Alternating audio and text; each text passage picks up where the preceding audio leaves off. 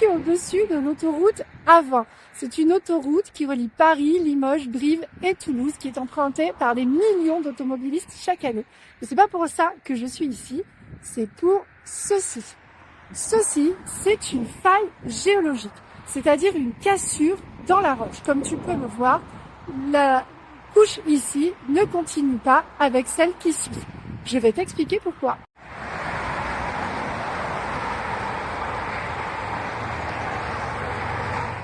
Alors, c'est pas seulement une cassure dans la roche. C'est deux blocs de roche qui se sont cassés littéralement. Un bloc peut monter au-dessus du premier. On parle de faille inverse.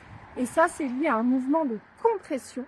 Et il peut aussi y avoir un mouvement de distension où un bloc va descendre par rapport à l'autre. Autre manière de créer une faille, c'est lorsque les deux blocs coulissent l'un par rapport à l'autre. On parle de faille décrochante. Ici, on voit que le bloc de droite est monté alors que le bloc de gauche est descendu. Ces mouvements de roche sont liés au mouvement des plaques tectoniques qui se déplacent. En effet, il y a fort longtemps, 250 millions d'années à peu près, les continents étaient tous réunis en un seul. Mais l'Amérique du Sud, l'Afrique, l'Europe et l'Amérique du Nord se sont séparés. L'Afrique est venue remonter vers l'Europe, ce qui a généré la formation de montagnes telles que les Pyrénées et les Alpes.